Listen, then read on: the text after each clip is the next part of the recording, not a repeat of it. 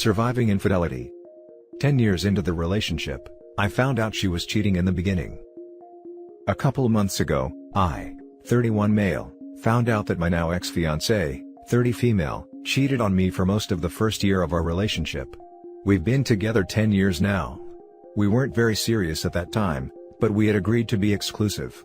It was with her old buddy, who she hadn't seen in almost 2 years at that point. He was her high school crush, and while she didn't lose her first time to him, he lost his to her, and he was really her first actual anything. She hadn't seen him in almost 2 years, but apparently, he had been texting her to hang out for months, and she kept saying no, that she was with me, until she eventually gave in. Apparently, he had gotten much better at X, and that ended up being a thing a couple times a month for about 7 months. She only stopped seeing him because she got an STD. I almost always wore protection back then, so I, luckily, never caught it. She said it was because he was more attractive than me, and that she enjoyed the action with him more. He would choke her, and be really rough. The deed was usually in his car at a parking lot somewhere, so it was more exciting, the interesting things he came up with. She also did a lot more intimately with him. In the past, when I would try talking to her about experimenting and spicing things up, she would shut down and refuse to talk to me, or admit there was anything wrong with her intimate life. She'd always say how amazing I was in bed, and that the intimacy was great as is.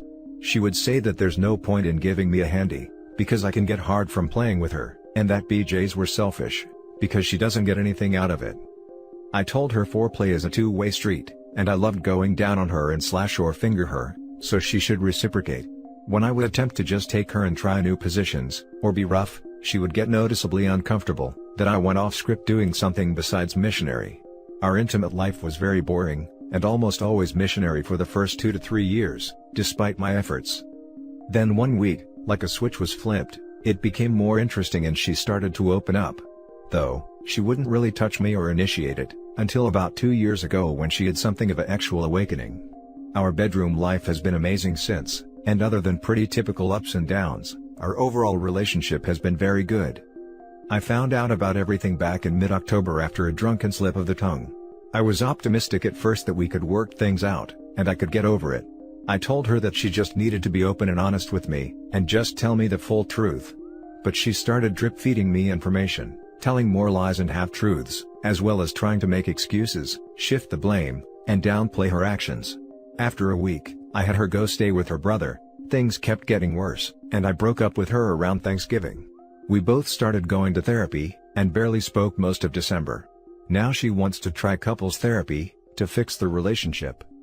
When we were talking the other night, she said that she didn't feel guilty or regret sleeping with the other guy, until we broke up. That since it was a casual relationship, and I was open about not being interested in anything serious, she didn't view it as cheating. But now, she understands how hurtful and selfish her actions were, and that she should have been honest with me. She has since said that she did regret sleeping with him, but had just forced herself to not think about it for so long, that she forgot how guilty she felt. I have a hard time believing her. I don't really trust anything she says. It feels like she's just terrified of being alone, and just trying to string me along to get things back to normal. Since we started talking and seeing each other again around New Year's, she's seemed genuine and sincerely regretful. She's making much more of an effort to work on herself and do more things for me. But, I don't really want to give her the benefit of the doubt that this effort will stick, because it's so hard to trust her. I think I would be okay if the relationship ends, but I also don't want to walk away from a 10-year relationship still in love with her. I was so excited to be married and ready to spend the rest of my life with her. Edit, she caught the STD early and it's been long gone. I've been tested a few times over the years just because, and have never had anything. I've been doing individual therapy since we broke up right before Thanksgiving. Now for the top advice. Aw man, what a thing to find out. The cynic in me has to ask, what do you suppose happened 2 years ago when she had the actual awakening? Was it the result of an affair? Was she all stirred up by another man? Have you asked her what happened? She only stopped seeing the other man because she got an STD. My, how romantic for the two of you. And now she sees how it was wrong to sleep with another man and get an STD while dating you for 7 months? That is some serious lack of empathy, lack of kindness, just nasty behavior. She said it was because he was more attractive than me, and that she enjoyed the intercourse with him more. Okay, are you trolling? She actually told you this? 100% not trolling, she actually said that. I was a late bloomer, and I'm definitely a lot more attractive now than I was at 20 or 21. She said that because I was bigger, nothing special, she would get sore, and couldn't enjoy rougher action with me, like with him. The actually awakening 2 years ago was because she ended up enjoying backdoor. We had tried it a few times years before, but she was very meh about.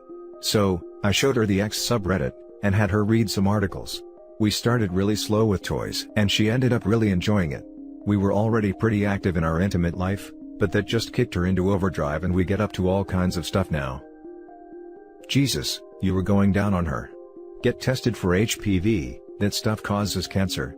That is serious. Kick her the hell out. You know what's going on here. She doesn't regret the affair, she just doesn't want to lose you too. All she learned is she will need to hide it better. You should have zero faith that she will be loyal, and under no circumstances should you marry her. She failed the wife test miserably. If you marry her, you will only find it even harder to separate when she does this again. Cheaters all have common traits. It begins with selfishness and ends with words. When I say it ends with words, I mean that they will say anything they think will manipulate you to satisfy their selfish desires. She has spent 10 years learning about your desires, weaknesses, and triggers, and she will use all of this knowledge to get you exactly to this point. That point being, you doubting your decision to leave her. She will say it was a mistake and she has grown, and you can now trust her because she has changed. There is nothing in your story to suggest she has anything to offer in the form of reconciliation, that is anything more than words of a cheater and liar. Step carefully into this minefield. I actually have said that to her many times since all this started. Now for the next story. Wife of 5 years cheated and now I feel absolutely nothing for her. Nothing. And that scares me. Here are the key details. My 34 wife, 32, Wendy and I met through friends 7 years ago, dated for 2 years and have been married for 5 years, just after I finished law school. I worked my tail off as an associate at my firm, putting in 60 hours a week for the first 2 years of our marriage. That effort paid off and I'm doing well professionally. Wendy was a teacher at a private school, but as soon as we got married, she quit so she could go back to school for her master's in education, and is currently in an educational doctoral program while working part-time. This was a bit of financial strain, since I wanted to pay off my student loans as quickly as possible, but we managed. My wife had an old laptop that she was using when we started dating. I found it in a box in a closet. She said it crashed, and wouldn't work any longer. I plugged it in, tried to turn it on. Nothing. When we met, Wendy took pictures of everything, primarily selfies of her with others. Knowing that she must have had some pictures of us from that time, I yanked the hard drive and looked at it. It seemed okay. The problem must have been somewhere else. Wanting to surprise her with pictures of when we first started dating, I waited until she left to go visit her sister before I plugged it into a SATA cable connector to my PC. There were pictures there. Plenty of pictures. Some were of us on dates, laughing, smiling. They brought back some good memories. But there were also others of her with different people. One person in particular I remembered. His name was Bob, and Wendy had dated him before me. There were lots of pictures of her and Bob. I wanted to grab only our pictures, so I thought the easiest way would be to organize them by date, figuring the latest pictures would be of only us. But when I clicked them by date, a lot of her pictures with Bob were jumbled up with pictures of us. I began to open the pictures one by one and noticed that in a few of our pictures with Bob, where they were cuddling and kissing, she was wearing a necklace/locket that I had given her as a birthday present in the second year we were dating. I had to borrow the money from my brother to buy it. I looked at the dates on the pictures, and a pattern emerged. On the days and weekends when school required my undivided attention, the times when she went to her mother's house, or her sister's house to give me peace and quiet, she was meeting up with Bob behind my back. I was furious. It felt like fire ants were chewing on my brain, my heart, in my guts. I wanted to punch through the walls, but then, something snapped and I went numb. I began to see and think in very cold, analytical terms. I copied all of her pics, all of them, not just those I'd seen, to a flash drive. I packed a bag, grabbed some suits, took the thumb drive, and went to stay with my brother across town.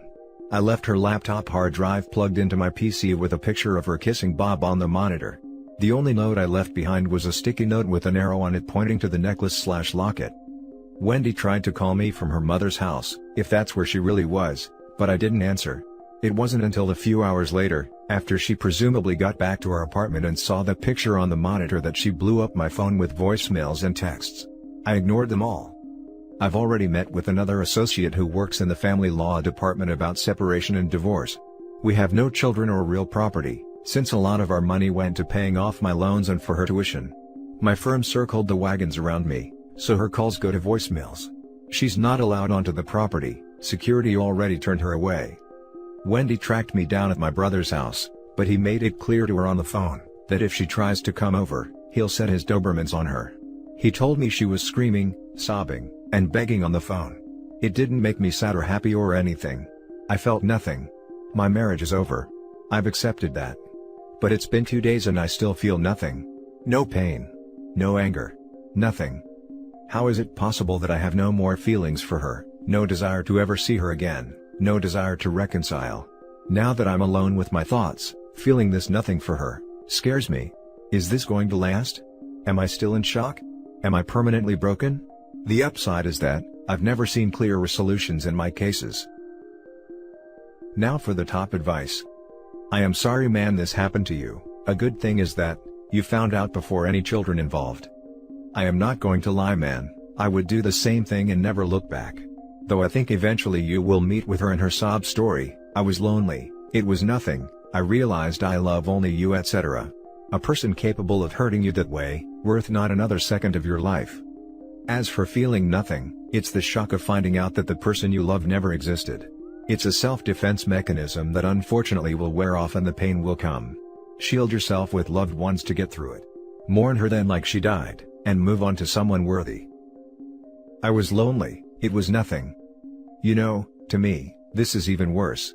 To cheat on your partner and break their heart over a supposedly meaningless fling would hurt me more than if my significant other fell in love with someone else, because sometimes feelings catch you by surprise, and that euphoria is hard to resist.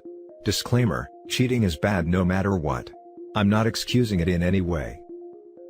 The opposite of love isn't hate, it's indifference. As a fellow lawyer, I understand how hard the work-life balance can be. At least you should be able to make a clean break and move on.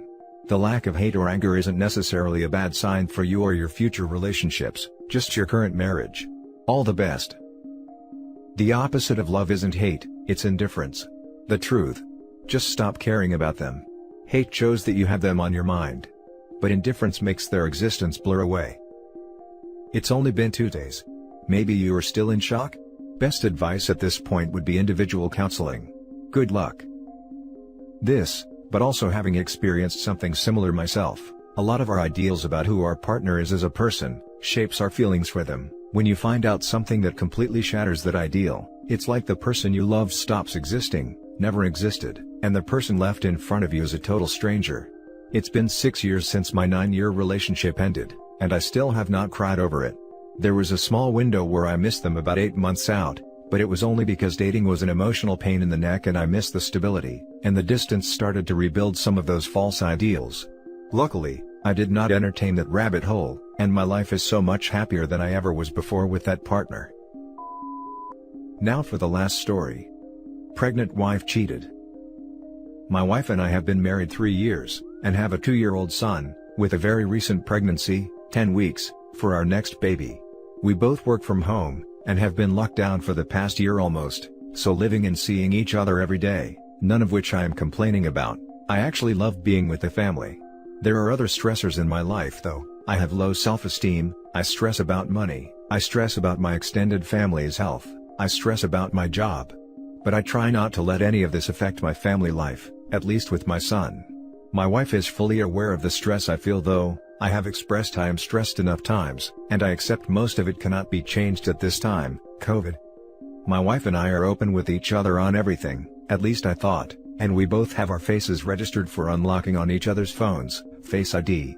I had full trust in her and never once doubted anything she was doing on her phone, no matter the hour or even lack of response while she was on social media. I let her have it, because I fully trusted her.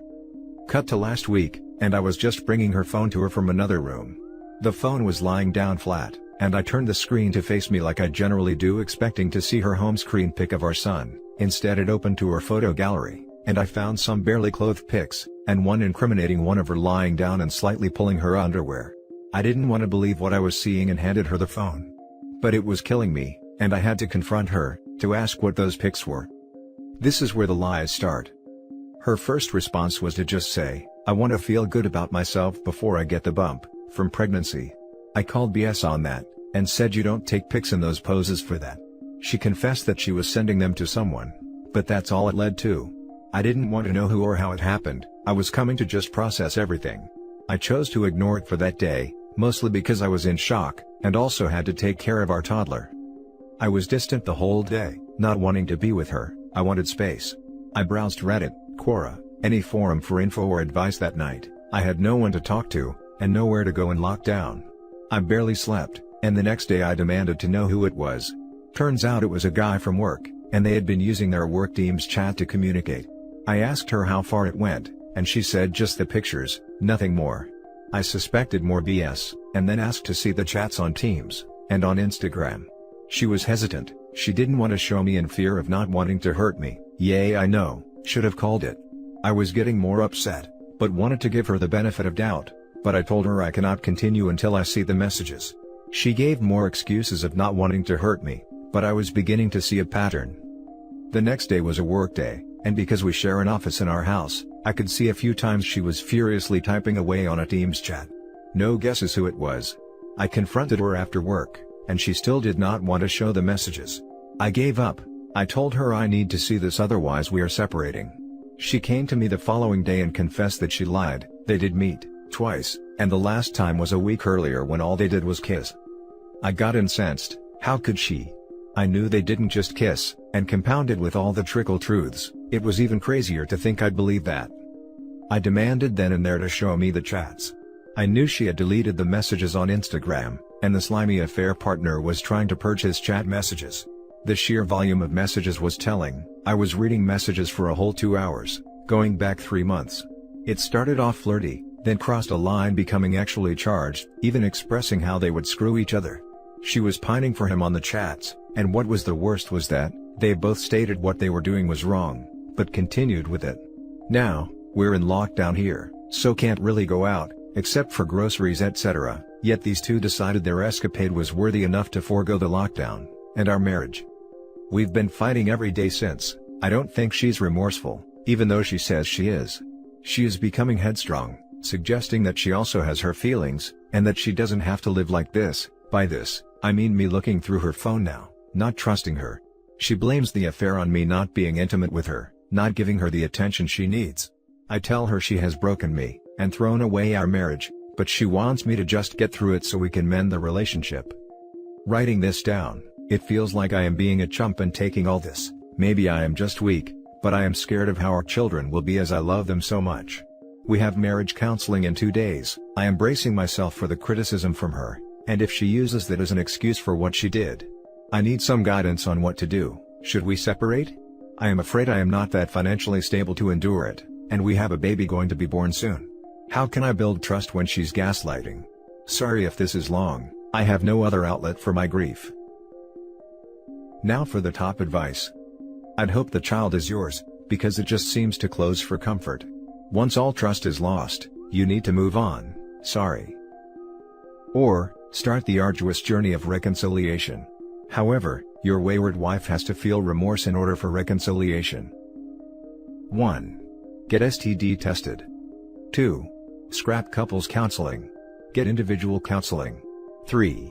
Read the book, No More Mr. Nice Guy. 4. Get DNA test done on your kid. If possible, for current pregnancy also. 5. Tell her you need to separate right now. 6. Read article on doing 180 and survivinginfidelity.com. 7. Don't leave the house. 8. Keep the evidence as your insurance. 9. Tell her you are going to talk to a lawyer and do it. These are the steps you should start with. And remember, you can stop a divorce if you think she is remorseful enough to be taken back. Right now, she is blaming you for her affair, which is blame shifting. Try to understand, you did nothing to cause her affair, and it was not a mistake. She willingly scripted and executed the affair process. Good luck. I would just like to add, they both even admitted what they were doing was wrong. There is a non-invasive paternity test that can be done, now that she is over 8 weeks. And I would advise her HR department of the affair, as they were sharing nudes or at least sexual messages through team chat. Also, if he is married or in a relationship, his significant other should also be told. Get a DNA test first. 2. One for the unborn baby and another for the already born one. And that's it for this video, guys. If you have thoughts to share, leave a comment below. Don't forget to hit like and subscribe if you like this content. I'll catch you in the next one. Good day, everyone.